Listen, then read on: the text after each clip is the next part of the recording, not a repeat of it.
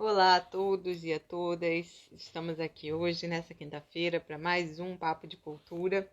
Hoje a gente tem o prazer imenso de dividir a tela com a Fabiane Pereira.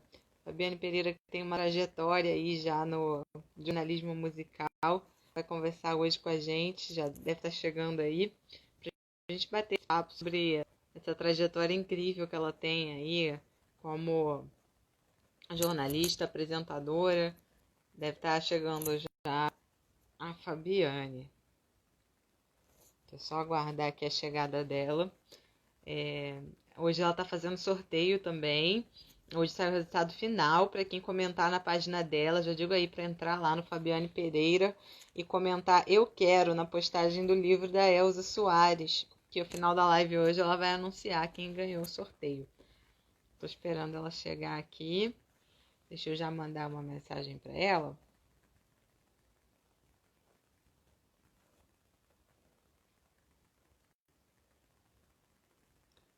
Pessoal chegando.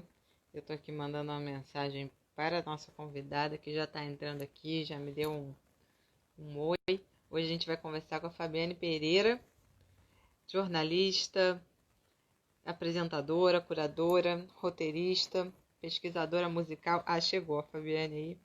Fabiane, tô subindo sua tela aqui pra gente.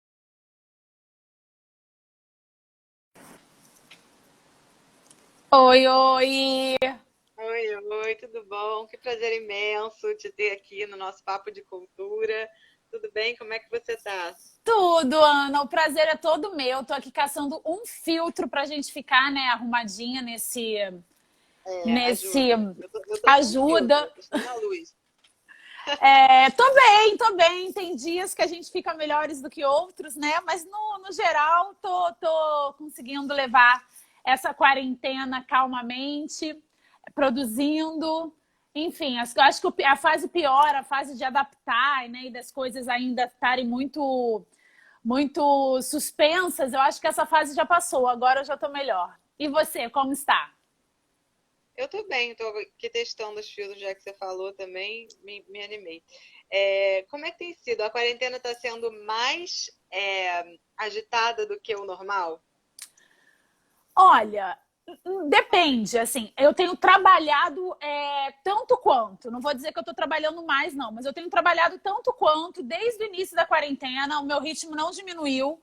Agora, agitado não é, né? Meus dias antes da quarentena eram muito agitados. Eu vivia viajando para entrevistar gente.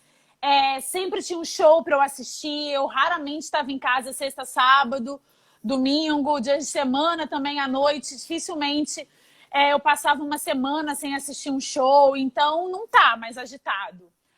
Né, eu tô fazendo tudo dentro de casa. Eu tô tendo o privilégio de estar trancada em casa desde o dia 13 de março. Dia 13 de março eu fui para São Paulo, entrevistei o Djonga, voltei de São Paulo, me tranquei em casa, nem a Volta Redonda, que é a minha cidade, onde meus pais moram, minha mãe mora, nem a Volta Redonda eu fui. Então, eu tô tendo o privilégio de ficar trabalhando dentro de casa. Mas eu tenho Mas trabalhado o muito. universo, o universo das lives. Esse universo, você já explorava todas as redes, né? Você sempre foi uma pessoa muito conectada em todas as mídias. Mas aumentou a quantidade? Na verdade, live eu nunca tinha feito. Eu comecei a fazer live pela demanda da pandemia. Eu nunca tinha feito nenhuma live e aí, com a demanda da pandemia, eu passei a transformar as lives que eu fazia também como conteúdo do canal, do Papo de Música. Então, as lives, no início da pandemia, entre março e abril, eu fiz muitas lives. Eu entrevistei muita gente, até porque a gente estava naquele processo de vai ser só esse período e vai passar, né? A gente ainda estava tentando acreditar que o país ia, de alguma maneira, contornar, apesar desse governo desgovernado. Mas, e aí eu fiz bastante lives em abril, era uma atrás da outra, todos os dias eu tinha live.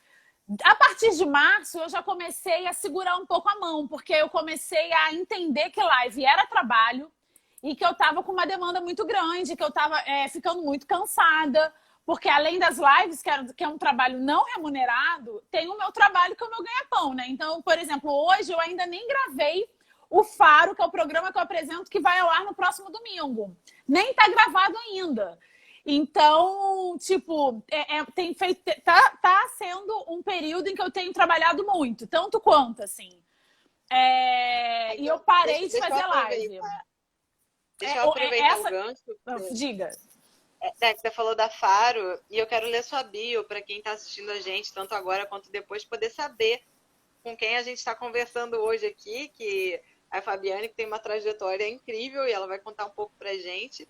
Ela está aqui já contando todos esses desafios, né, da quarentena, e eu quero muito apresentar ela para vocês saberem, porque eu estou muito feliz hoje com essa nossa convidada.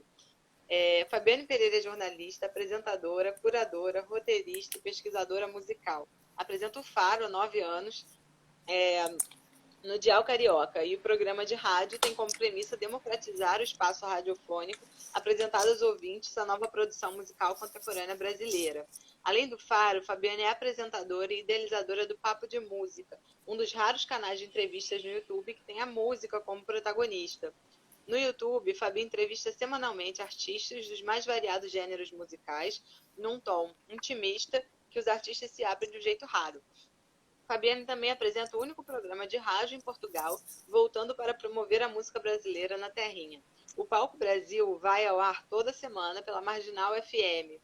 Nele, ela entrevista grandes nomes da música brasileira que estão de passagem pelo país europeu. Além disso, é colunista da Veja Rio.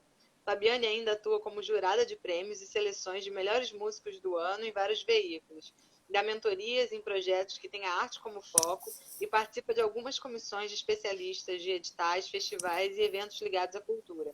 É pós-graduada em jornalismo cultural pela ISPM, em formação do escritor pela PUC-Rio, em jornalismo contemporâneo pelo Instituto Universitário de Lisboa e mestre em comunicação, cultura e tecnologia da informação, também pelo Instituto Universitário de Lisboa, Portugal. Fabiane, é uma super trajetória aí de carreira, de muita produção, de muito contato com muita gente, né? Uma comunicação muito forte, tanto na rádio como, enfim, como jornalista de modo geral, né? Pela Via Escrita, pela Veja Rio. Conta pra gente um pouco como surgiu isso? Você sempre foi assim desde criança? Você falava com todo mundo? Você sabia que queria ser jornalista? Comentaram aqui, ó, o dia da Fabiane tem 54 horas. Tem nada, gente. Assim? Tem 24. Na verdade, Ana, assim, jornalista, eu acho que foi a única profissão que eu quis exercer. Eu não tenho lembrança de ter querido, eu nunca sei esse verbo, ser outra coisa, sabe? Eu me lembro de gostar muito de escrever, gostar muito de conversar e jornalismo ser uma profissão que sempre me veio à cabeça, assim, nunca pensei em fazer outra coisa. Mas jornalismo musical, na verdade, aconteceu na minha vida. Quando eu entrei na faculdade, a minha intenção era ser jornalista de guerra, né, louca. Eu me lembro de assistir, eu sempre falo isso, aquela imagem icônica do Pedro Bial, cobrindo a guerra do Golfo, se eu não me engano, a guerra que foi no final 89, 87, que teve aquelas bombas, né? E eu me lembro do Pedro Bial fazendo uma entrada para o Fantástico, se eu não me engano, Jornal Nacional, Jornal da Globo, com aquelas bombas atrás, eu ia ficar completamente encantada com aquilo e achar uma profissão. E eu me lembro também de, numa entrevista próxima a essa imagem, ele dizendo que ele, como correspondente internacional, viajou o mundo inteiro, etc, etc. E aquilo tem me encantado. Eu devia ter em torno de 8 anos quando essa imagem meio que rodou o país. E aí, o jornalismo meio que foi começando a tomar forma na minha cabeça. E o jornalismo de guerra era uma vontade minha. Tanto que eu estudei Guerra do Golfo, estudei no sentido pré-vestibular, né? Estudei muito Guerra do Golfo, Primeira e Segunda Guerra Mundial, Guerra Fria. Esse ambiente... Você nunca pensou em ter medo? Calma. Ter medo de estar naquele ambiente. Calma. E aí esse ambiente bélico, assim, num determinado... não só bélico, como também essa diplomacia entre países, né? Isso me encantava. Bom, entro na faculdade, vou estagiar na Globo News. No segundo período da faculdade, eu fiz um processo estagiar E aí eles tinham aberto uma turma, um grupo, que poderia começar o estágio na Globo News desde o primeiro período. Na verdade, no segundo. Era uma galerinha que fazia... porque normalmente o estagiário da Globo é a partir do sexto período. Eles abriram uma turma, que era uma espécie de cobaia, do segundo, terceiro e quarto período. E aí eu fiz esse processo, passei e tô lá no segundo período fazendo editoria de cidade. Eu tô falando de 2011, 2001. Quando o Comando Vermelho, Fernandinho Beiramar, todo mundo dominava o Rio de Janeiro. Nem. Era uma guerra de torcidas organizadas nas favelas do Rio. E aí fui cobrir um tiroteio entre Rocinha e Vidigal. Na ocasião, eu fui cobrir junto com o cinegrafista, fui cobrir como estagiária, né? Normal, o estagiário ia pra rua, tal, mão de obra barata e muita mão de obra doida para trabalhar. Fui cobrir um tiroteio na Rocinha, tive que ficar dentro do camburão do BOPE, eu e toda a imprensa. Porque o tiroteio estava comendo solto, a gente ficou dentro do túnel, naquele túnel da PUC, e não dava para sair dali. Eu fiquei praticamente 6, 7 horas dentro do carro do BOPE. E aí eu desisti completamente de fazer qualquer coisa que tivesse arma perto de mim. Essa experiência, Ana, aconteceu na minha segunda semana de estágio. Então foi assim, foi muito rapidamente. A Globo não foi, o Globo News, né, no caso, não foi o meu primeiro estágio. Eu já estagiava simultaneamente na Sony, na gravadora Sony. E eu estagiava de manhã e na Globo News eu estagiava à tarde, fazia faculdade à noite. E aí eu falei na Globo News, olha, ou me muda de editoria, ou eu prefiro sair. E eles viram que foi um trauma. Não só para mim, o cinegrafista também era novo, foi um trauma. E aí eles mudaram a gente de editoria, mas eu já fiquei muito desestimulada, digamos assim. E aí eu já estagiava na Sony, então música já era uma coisa que me encantava mais. Dentro da Globo News eu conseguia ir para a editoria de cultura, que na Globo News é muito incipiente até hoje, mas em 2001 era muito mais ainda. Eu cobria um evento por mês de cultura. Então, foi isso. Assim, eu não tive a intenção de cair na música. A minha intenção era cobrir jornalismo hard news, mas depois eu fui para música. Agora, se fosse hoje, eu acho que eu teria investido no jornalismo político, porque é um assunto que eu amo. Queria muito ser mais estudiosa do assunto e eu acho que a gente está num período de ebulição. Então, os jornalistas de hoje que estão na faculdade, eu iria para o jornalismo político. E por que não, né? E assim, em quantas vezes a música se encontra com política, né? O tempo todo. Encontrar esse lugar que realmente está precisando, né? O jornalismo político hoje, as mulheres estão ganhando muita força, né? A gente tem uma série de mulheres agora que até saiu uma matéria há pouco tempo falando sobre o front, né? Esse front, né? De anunciar aí informações verdadeiras, né? Válidas. Então, por que não misturar o seu trabalho já de longa trajetória de música e cultura com a política, né? Sim. A gente está precisando disso, né? Eu acho que quanto mais gente entrar nessa agora, que a gente está vivendo essa crise de fake news, né? É o melhor momento para ter gente que pensa como a gente aí, falando verdade. Eu acho que a gente está num momento muito bom, porque essa pandemia trouxe de volta uma credibilidade na classe, né? Então, eu acho que é um momento muito bom. Eu me formei num período em que o jornalismo já estava caindo numa certa descredibilidade. O diploma já não era obrigatório. No meio da minha faculdade, o diploma passou a não ser obrigatório. E isso deu uma brochada em boa parte dos estudantes da época. Muita gente sendo contratada sem diploma, enfim. E eu acho que isso só ajudou na degradação da classe. Mas eu acho que com essa pandemia e com também a disseminação das fake news e a gravidade, né? Porque mais do que disseminar fake news, o resultado dessa disseminação é gravíssimo, né? A gente elegeu um lunático nos Estados Unidos e outro lunático no Brasil por conta disso. Então, eu acho que essa credibilidade do jornalismo nessa pandemia está sendo resgatada.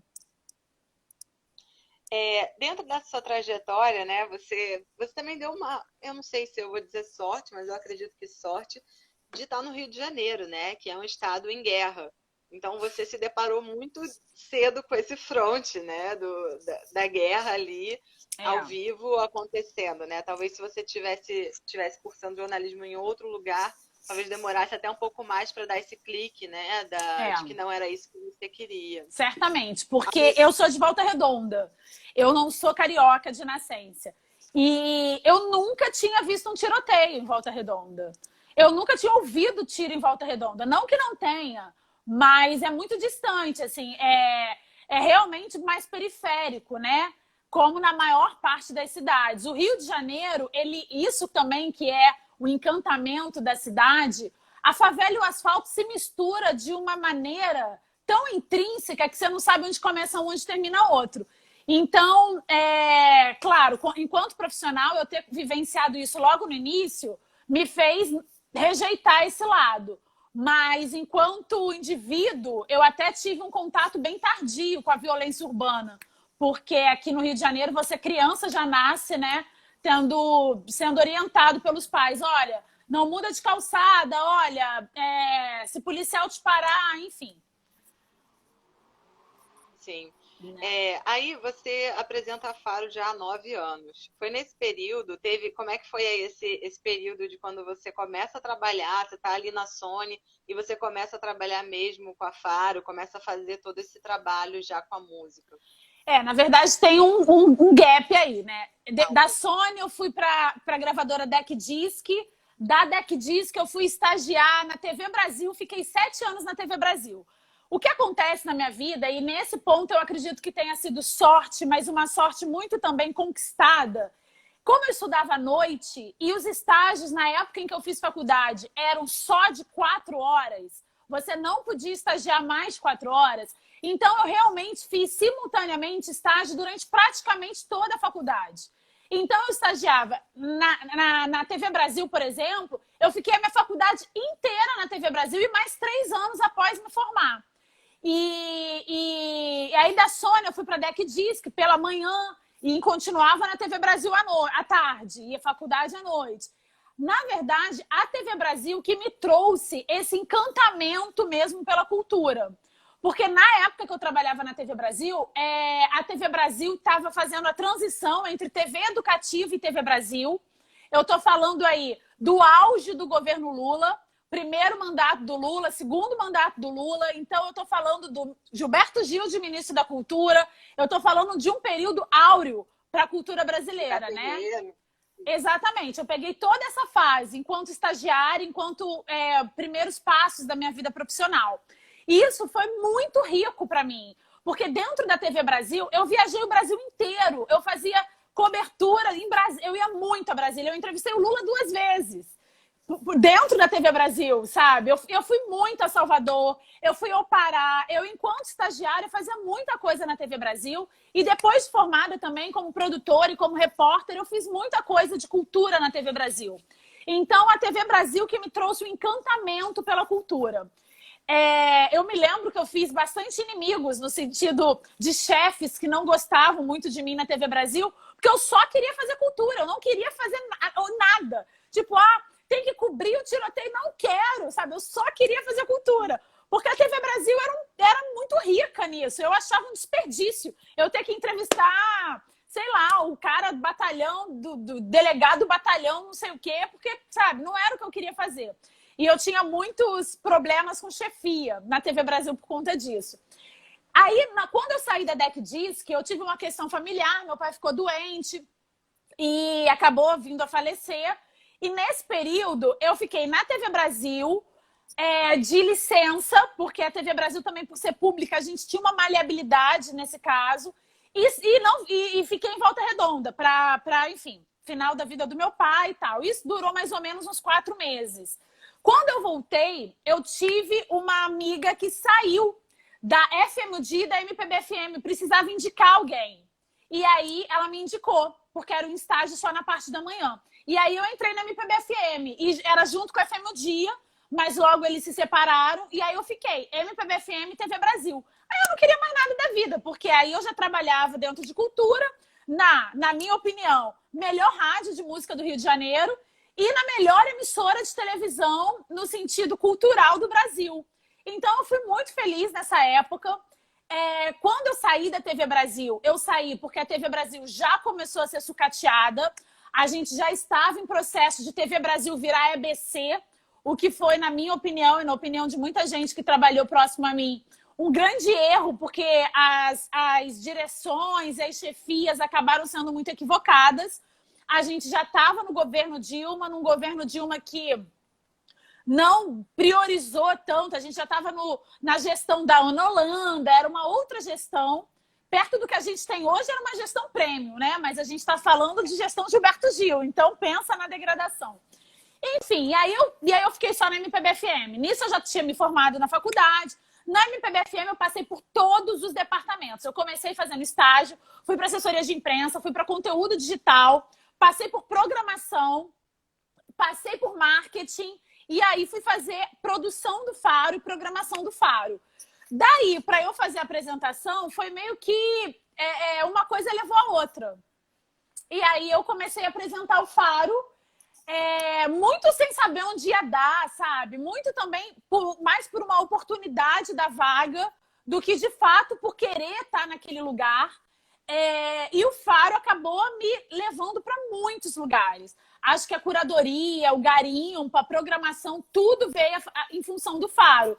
Porque depois que eu comecei a apresentar o programa, eu vi que não adiantava só eu apresentar. Eu precisava colocar a mão na massa, precisava fazer esse garimpo, né, curatorial, porque senão o programa ficava meio monstrengo, assim. A apresentação tinha uma linguagem e a produção tinha outra linguagem. Então, eu precisei aprender na raça, assim. Chamei algumas pessoas, inicialmente, no primeiro ano do Faro, a gente tinha alguns comentaristas musicais, e esses comentaristas ajudaram muito a dar a cara inicial do programa.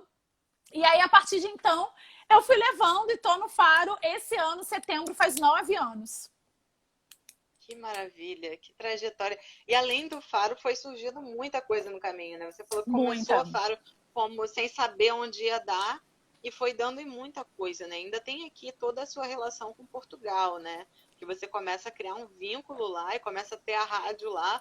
Como que foi também? É um salto daí de um para o outro também? Na verdade, o que aconteceu eu fui fazer um mestrado em Portugal. Eu fazia uma pós-graduação na PUC de formação do escritor, porque eu amo escrever e é um lugar que eu adoraria ocupar, mas que eu não ocupo, mas é um lugar frustrado dentro de mim. Aí eu fui fazer uma pós-graduação.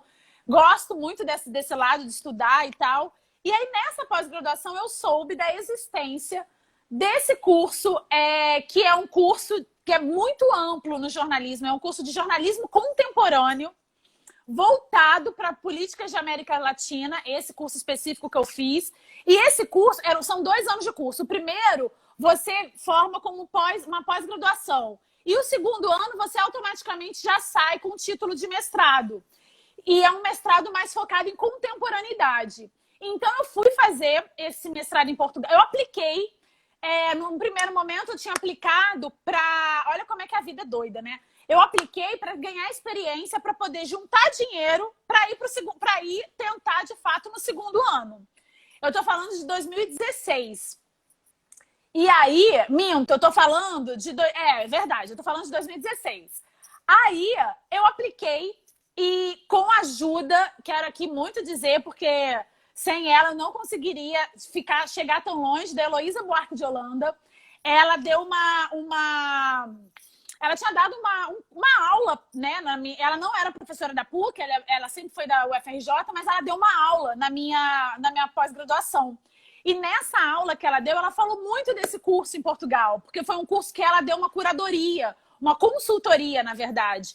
E aí, esse curso ficou na minha cabeça, eu falei para ela que eu ia aplicar, ela me ajudou a escrever o projeto, de que maneira que eu poderia aplicar. Apliquei, tirei em primeiro lugar e ganhei bolsa. Nossa, então, assim, na verdade, tirei em primeiro lugar, porque eles abriam 5 vagas para estrangeiros da América Latina.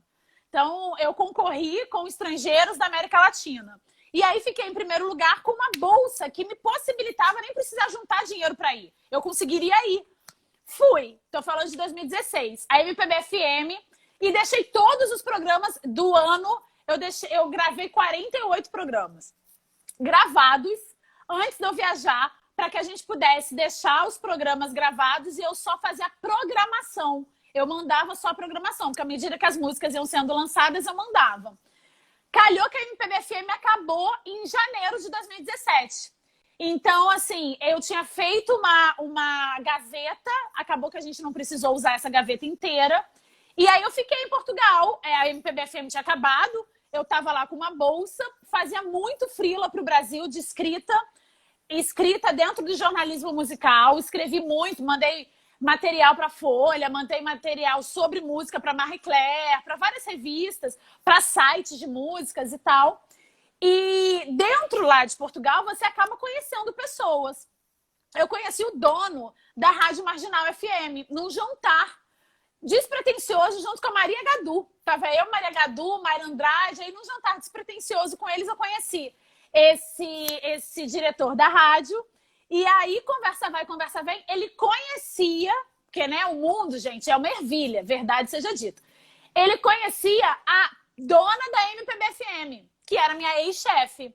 E aí eles conversaram, a dona da MPB também queria fazer um investimento em Portugal, porque ela é uma mecenas da música, ela é uma pessoa que realmente gosta de investir em música brasileira.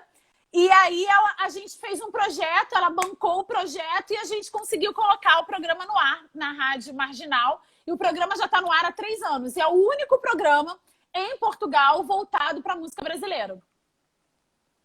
Gente, que máximo. Só um parêntese também, né? Você está contando aí da Heloísa Buarque, que é nossa autora também na coleção Cadernos Ultramares. Então, a gente publicou aqui um livrinho de bolso que ela traz dizendo a roupa de Raquel. Até fui eu que escrevi a apresentação. É um texto maravilhoso sobre a Raquel de Queiroz, né? Como primeira mulher na Academia Brasileira de Letras. A Heloísa é uma pessoa muito interessante, né? Que eu tenho certeza que quando ela abre uma porta assim é porque ela viu algo, né, que você tinha, assim, que era muito legal. Quando você chega em Portugal, como que é a recepção? Você falou que é a única rádio, né, que está falando desse conteúdo brasileiro. E como que é a recepção? Porque a música brasileira é adorada na Europa, né? Em muitos países as pessoas querem saber, ficam impressionadas com a nossa qualidade musical. Sim. E como que é isso? Chegou bem lá quando chegou? As pessoas te procuram para saber mais? Como é que foi essa chegada lá? Olha, Ana, eu acho que é importante falar, porque a gente vê no Brasil uma romantização de você morar fora, né? Principalmente no momento em que a gente tem um desgoverno, onde as pessoas estão muito desamparadas, muito vulneráveis, principalmente na nossa classe, na nossa categoria, né? No segmento musical. É importante dizer que xenofobia existe no Brasil, no mundo inteiro. E é importante dizer também que Portugal, apesar de ser um dos países mais pobres da Europa Ocidental, é um país europeu e é um país colonizador. Então, dito isso, que é importante frisar, a minha recepção foi das melhores possíveis. Eu fui muito confortável, porque eu fui com uma bolsa de estudos, eu fui para estudar numa universidade muito prestigiada em Portugal, chama Universidade Nova de Lisboa, e eu fui com um background muito interessante para a faculdade, que principalmente porque, apesar do meu curso não ter diretamente a ver com música, o que me deu o que me deu esse background, o que me fez ser vista com bons olhos na universidade foi a minha experiência na comunicação. Portugal não é um país em que as redes sociais, em que a comunicação é tão avançada quanto no Brasil. Nós somos aqui muito mais...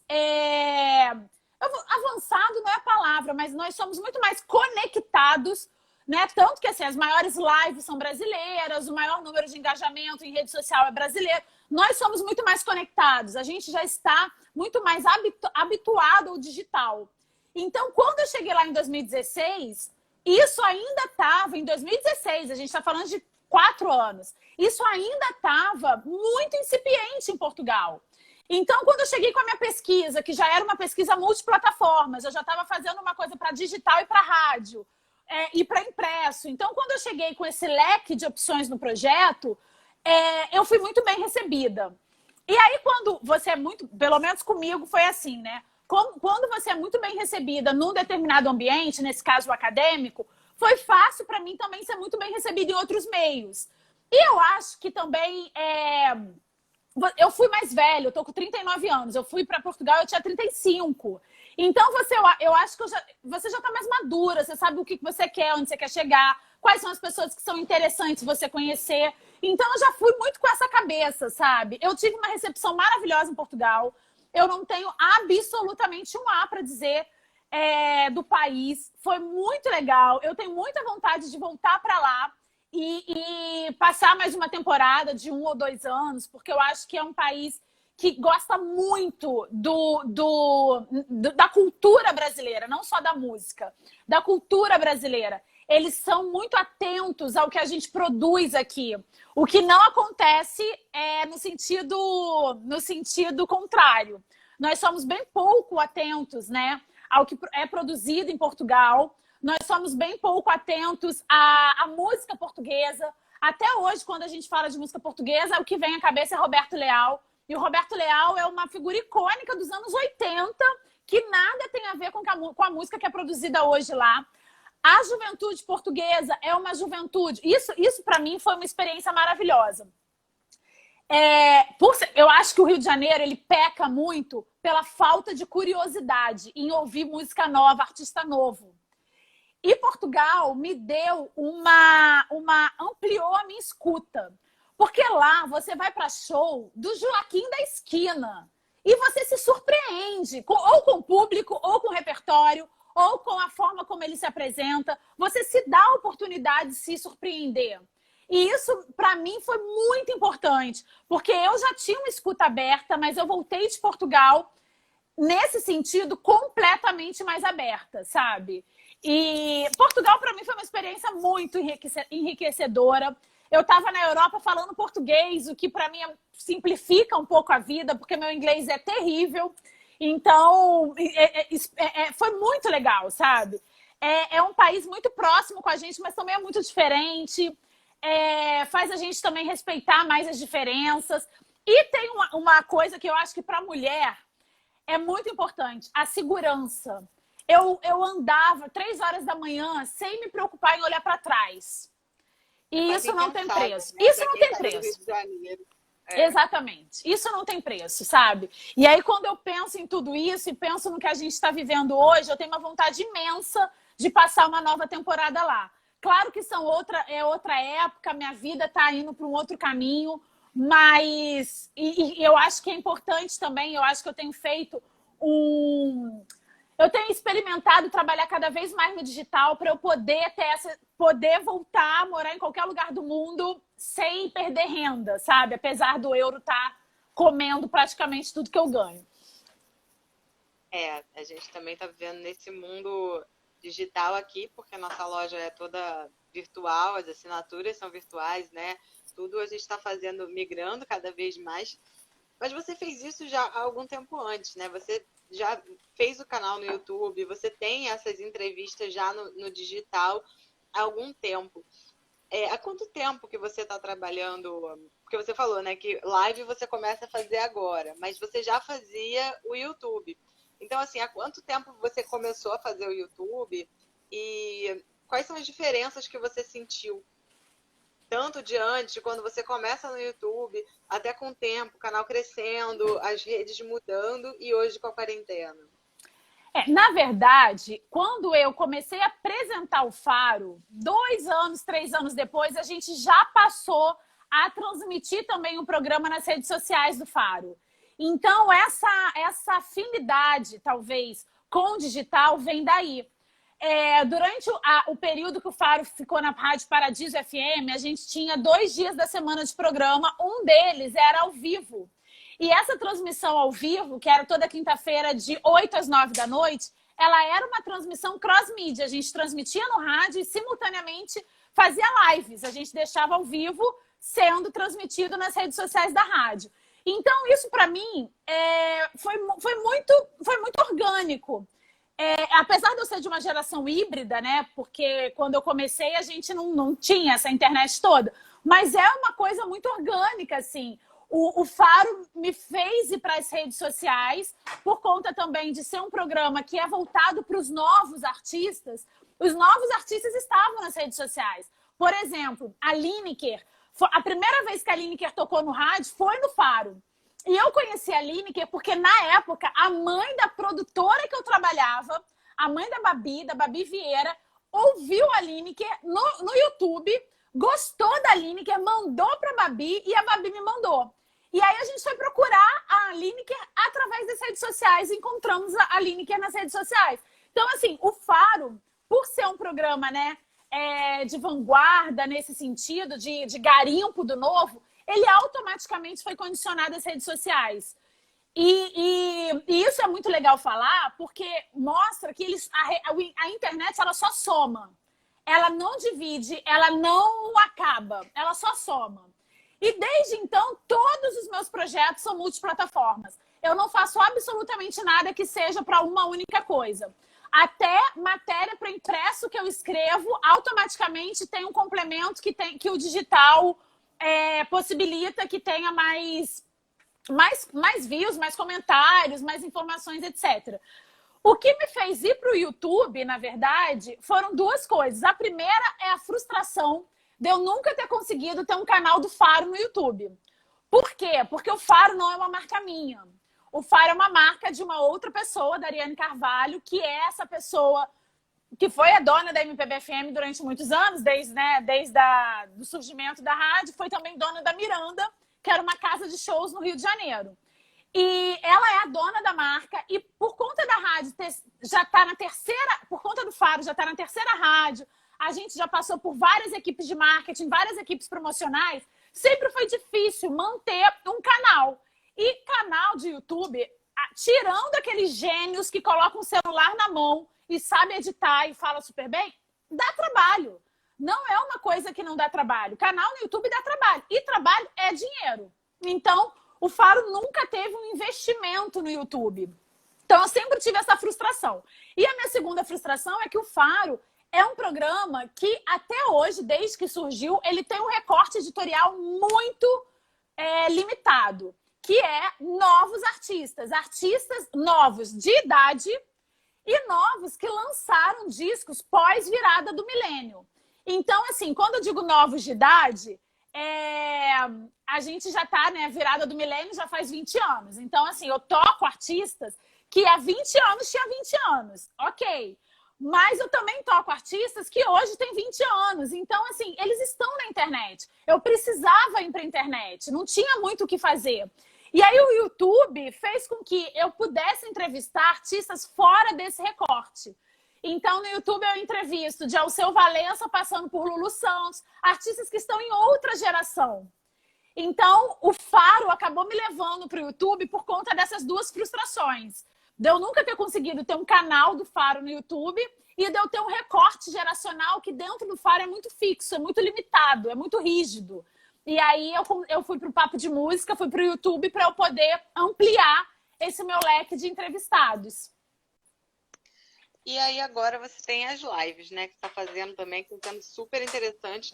Mas aí nas lives também, esse recorte se aplica? Ou é outra geração que está ali, que você está trazendo e que tá também assistindo suas lives, né? Então, a partir do meio de junho, a live passou a ser um conteúdo do Papo de Música. Até então, enquanto a gente ainda estava experimentando, né, início de quarentena, eu fiz lives com profissionais da área, com outros integrantes da cadeia produtiva da música e não apenas com artistas. Mas a partir do meio de junho, eu vi que aquilo era um conteúdo maravilhoso para o próprio Papo de Música. Então, a gente passou a transmitir simultaneamente no Instagram, no meu Instagram e no YouTube. A próxima live, inclusive, vai ser com a Agnes Nunes, na próxima quarta-feira, 6 horas da tarde. A Agnes Nunes é uma cantora da novíssima geração, que ficou conhecida, e ela é uma gigante do Instagram, por postar cover. Então, qual é o objetivo das lives, na verdade, o recorte? A gente tenta levar pro Papo de Música artistas que já têm um engajamento no Instagram, para que a gente possa fazer essa cross-mídia, esse complemento, para que um público consiga ser redirecionado para outro. Essa é a intenção hoje da live que a gente tem feito no Instagram, que chama de Frente com Fabi, que é uma homenagem também a outra jornalista que eu gosto muito, Marília Gabriela. Mas esse é o objetivo, na verdade, é somar públicos, é a gente levar o público do Instagram para o canal. Ah, que demais. Nessa trajetória toda, além do Instagram de tudo, você também está fazendo um curso agora, né? Que você está divulgando. Conta pra gente um pouco sobre o curso, que também é outro formato, né? De vídeo, de aula. Vai ser bem. O curso vai ser numa pegada bem de aula mesmo, vai ser numa pegada de conversa. Conta um pouco pra gente como é que é esse formato também. Eu já vinha dando um curso parecido sobre jornalismo musical presencialmente. Mas aí veio a pandemia e todos os planos foram alterados. Eu já estava sendo cobrada por muitos interessados, eu ia falar alunos, mas não são alunos, são muitos interessados. Eu já vinha sendo cobrada para fazer um curso online de jornalismo musical focado em multiplataformas. E aí eu fiquei pensando de que maneira, eu demorei bastante, eu demorei 4 meses, quer dizer, praticamente 5, né? O curso para colocar ele no ar, porque eu fiquei pensando no melhor formato para que a gente pudesse fazer um curso em que a gente não perdesse em troca, porque o tete-a-tete é insubstituível. Quando você está num curso em que você está com os alunos na sua frente, essa troca é insubstituível. Mas eu assisti muito curso online, e isso fez também eu entender o que funcionava, o que não funcionava. Durante essa quarentena, eu acho que eu devo ter feito já mais de 15 cursos online. Semana que vem eu dou um curso à noite e faço outro na parte da manhã. Enfim. E aí, nesse curso, o que eu procurei? Eu procurei, primeiro, convidar 2 colegas de trabalho que também têm essa capacidade multifuncional, que é apresentar um programa ou programas em plataformas diferentes. Então, eu chamei 2 pessoas que, além de serem meus colegas de trabalho, são meus amigos pessoais, que é a Roberta Martinelli e o Pedro Antunes, 2 jornalistas paulistanos, para também dar um contrabalanço aí comigo, que sou carioca. E, claro, a linguagem do carioca, ela é mais espontânea. A linguagem do carioca, ela é mais... Assim como o carioca, né? Ele é um pouco mais... Ele leva a vida, talvez, de uma maneira um pouco mais malemolente do que os paulistas. Mas é inegável que a cena musical de São Paulo faz com que os jornalistas paulistanos se profissionalizem de um jeito muito interessante. Então, eu quis trazer para esse curso esses olhares, esses diferentes olhares. E aí eu convidei a Roberta Martinelli, que é uma apresentadora de TV, radialista, e ela também tinha, até pouquíssimo tempo atrás, uma coluna no Estadão. Então, ela é super multiplataformas. Convidei o Pedro Antunes, que tem uma coisa interessantíssima, que é a criação de um programa, talvez é o único que eu conheço, eu não sei se existem outros programas como o dele, que é um programa de Instagram, de stories do Instagram, que chama Tem um Gato na Minha Vitrola. Esse programa já existe há, se eu não me engano, 3 anos, onde ele diariamente fala sobre um lançamento, fala sobre um artista. Além disso, ele é editor da Rolling Stones, tanto dá não, porque não tem mais a impressa, né? Ele é editor da Rolling Stones Digital e ele foi, durante muito tempo, também jornalista do Estadão. Também tem essa trajetória multiplataformas. E uma outra coisa que também me fez me interessar em fazer esse curso é que a possibilidade dele ser online, eu podia, pela primeira vez, estar conversando com pessoas do Brasil inteiro. Tem gente do Acre no curso, tem gente de Roraima no curso, tem gente de Palmas, Tocantins no curso. Então, assim, eu estou muito ansiosa para fazer para colocar todo mundo nesse caldeirão. A intenção do curso, que começa na próxima terça-feira, é que a gente bata papo.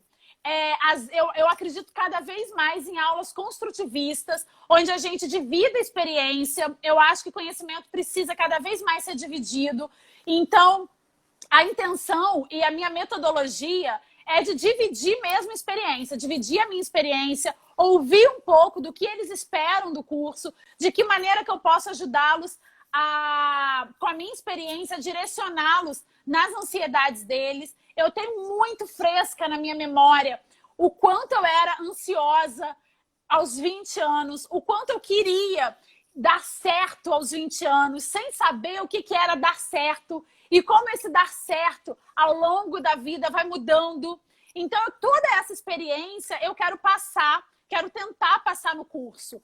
E eu acho que eu quis também fazer esse curso numa época em que eu acho que nós já estamos mais familiarizados com o Zoom. Porque os primeiros 2 meses em especial, né, até o início de maio, foram meses em que a gente estava tateando no escuro. Por mais que nós tivéssemos afinidade, intimidade com o celular, por mais que ele já fosse uma extensão do nosso corpo, a gente ainda não estava muito familiarizado com passar o dia na frente de uma tela. Eu acho que hoje a gente já está um pouco mais familiarizado e eu pretendo fazer desse curso uma experiência mesmo, uma troca. Já estou trocando e-mail com a galera, porque eu acho que qualquer curso a gente sempre começa antes, com indicações de leitura. Já estou passando para eles... Já estou tentando fazer uma introdução, uma linha introdutória, para que eles cheguem na terça-feira sabendo onde é que eles estão pisando. E eu acho que vai ser uma troca muito legal. Estou muito, muito empolgada com esse formato. E está tendo muita adesão. A gente já está com mais de 60 inscritos. E isso me surpreendeu muito. Eu estava esperando uma turma de mais ou menos, na minha, assim, otimista. 30 alunos, sendo muito otimista, e a gente já está com mais de 60 alunos inscritos, fora os alunos de vaga social, que a gente também vai atender. Então, eu acho que vai ser uma turma muito plural e eu estou bastante ansiosa. Ai, que demais, Fabiane. Fabiane, a gente está com a parceria também com o sorteio, né, dos cadernos de música. Eu queria saber um pouco sua opinião sobre os cadernos de música e também sobre essa situação toda da memória da música brasileira, né, que é um trabalho que a gente tem tentado fazer. Então, eu queria saber o que você pensa sobre isso. E hoje tem o resultado do sorteio também, né, da Elza.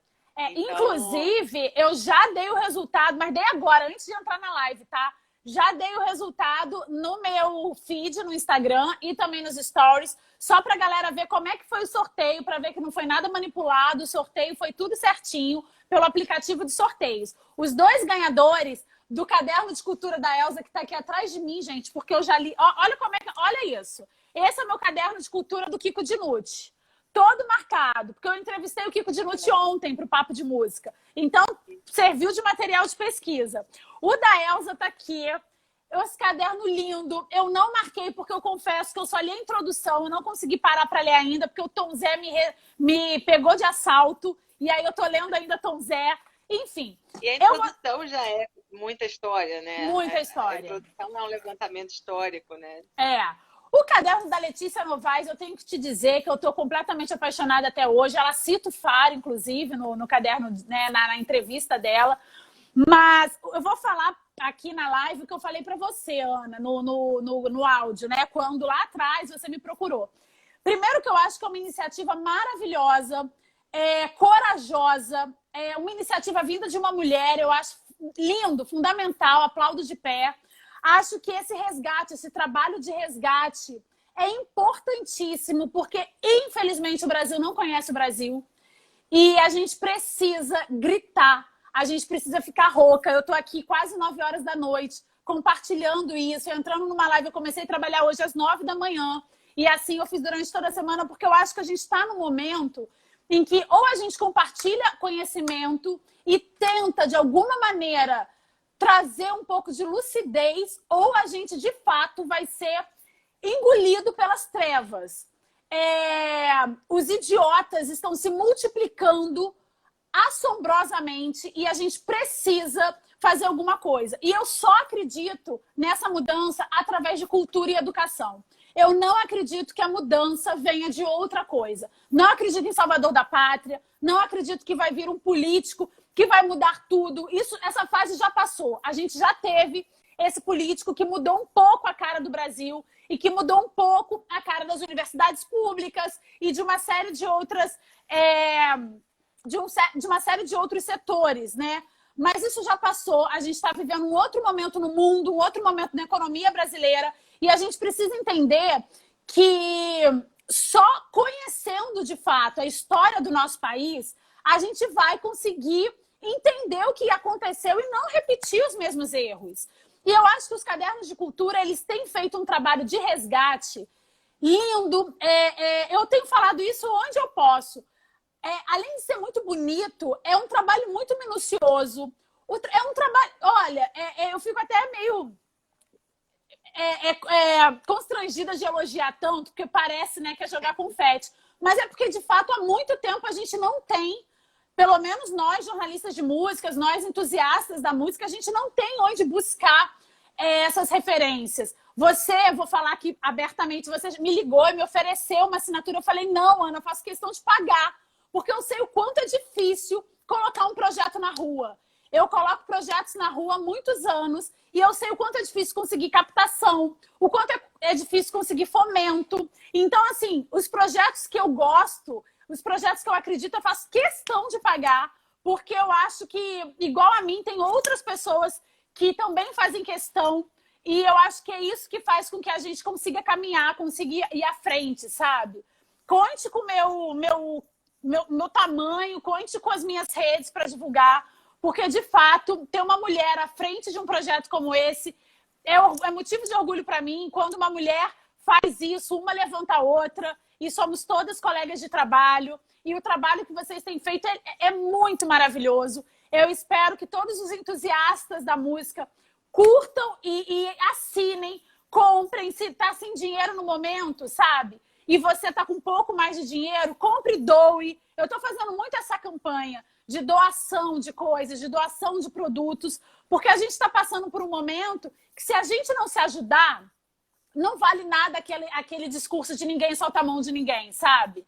Então, se você pode, compre e doe para alguém que gosta. Se você não gosta de música, se música não é a sua área, mas você é engenheiro e você gosta e sabe de alguém que gosta, compre e doe o livro, sabe? Gente, conhecimento, se a gente não compartilhar, a gente não leva para o caixão. Então, compartilha conhecimento, sabe? A Cris Fuscaldo está aqui dizendo, nós mulheres jornalistas de música temos que nos unir mesmo. E eu acho, porque assim como todo o mercado, ainda é um segmento muito machista. A gente vê que os críticos de música são a maioria homens. Recentemente, eu vi um tweet de um jornalista musical, de uma geração acima da minha, um ex-crítico musical do Globo, dizendo que o jornalismo musical tinha acabado. Eis que a Lívia Breves, que é colunista do UOL, jornalista musical do UOL, me dá uma resposta maravilhosa dizendo que o que acabou, na verdade, foi essa hegemonia masculina no meio musical, sabe? E isso, de fato, acabou. Eu acho que as redes sociais trouxeram essa multiplicação de idiotas, mas, ao mesmo tempo, na esteira das redes sociais, veio um movimento feminista no sentido estrito sensu de levar as mulheres para se posicionarem, para se apropriarem dos seus espaços, muito legal. E eu acho que isso não tem volta, sabe? A gente chegou num lugar que não dá para voltar mais. E eu fico muito feliz que um projeto tão legal, tão interessante e tão cuidadoso seja liderado por uma mulher. Muito feliz mesmo. Ah, Fabiane, a gente fica feliz de estar junto, né? É uma equipe toda, né, fazendo projeto também, aqui para também dar os créditos para todo mundo. Mas o que você está dizendo, o que a Cris comentou aqui, a Cris Fuscaldo, é um ambiente muito difícil, né, da gente se colocar, o ambiente da memória também, da pesquisa, de estar ali escrevendo, de estar fazendo a palavra, né, como editora também, o jornalismo de modo geral. A gente precisa ainda de muita luta. Eu acho que a gente conseguiu uma amplitude, mas a gente realmente precisa desse momento. Então, obrigada aí por tudo que você falou. Vou ficar muito feliz essa noite aqui com essa entrevista. Eu quero te agradecer muito, Fabiana. A gente está chegando aqui no final. Eu quero te agradecer por muitos motivos. Eu te admiro muito. Eu acho você uma mulher inteligentíssima e maravilhosa, assim, que está sempre não só se comunicando, se colocando, fazendo parcerias incríveis, mas também muito alegre e muito inteligente, uma capacidade muito ampla, que eu deixo aqui minha admiração também pelo seu trabalho. Obrigada por ter aceitado participar dessa live, obrigada por estar junto com a gente nessa divulgação, divulgando, abrindo suas redes para a gente, o que é muito legal, que você faz um trabalho de carreira, que a gente está agora se colocando aí para vender. Alguém perguntou aqui onde é que compra. Compra no nosso site, revistasdecultura.com. Tem o link lá na bio do nosso Instagram também. Ou você pode entrar em contato pelo inbox, que alguém vai te atender logo, logo, e você vai poder comprar. Obrigada, Fabiane. Agradeço a todo mundo Eu que ficou assistindo com a agradeço, gente, Ana. tá vendo depois também. Eu que agradeço. Eu só queria também falar uma outra coisa, que é, se você está sem dinheiro e não pode comprar, compartilhe, avisa, sabe? Fala, porque assim, todo engajamento, toda divulgação, ela é muito bem-vinda para trabalhos independentes, para projetos independentes. Então, assim, para de economizar like, sabe? Rede social boa é aquela rede social que tem conteúdo, que tem engajamento. Se você gosta do trabalho de uma mulher, se você gosta do trabalho de qualquer pessoa que está dentro dessa cadeia produtiva da música, compartilha, dê seu like, sabe? Comente, fale bem, porque é assim que a gente consegue amplificar a nossa voz, sabe? E eu acho que a Revista de Cultura faz isso de uma maneira... Eu vou compartilhar sempre que eu puder, porque eu acho que vocês fazem realmente um trabalho que há muito tempo a gente não tem. E eu espero que você tenha muito trabalho nos Correios, porque você tenha muita revista para mandar e que, enfim, conte sempre comigo. Tá certo. Obrigada, Fabiane. Eu que agradeço. Obrigada. Beijo a todo mundo. Um beijo, Cris Fuscaldo, que tá aí com a gente também. Tchau, tchau, pessoal. Beijo, gente. Boa noite.